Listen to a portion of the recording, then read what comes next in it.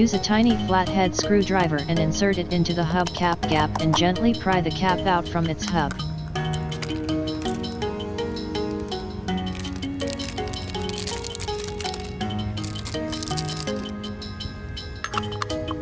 Position the new cap against the rim hub and gently press around the cap edges until you hear the snap-on sound and you're done.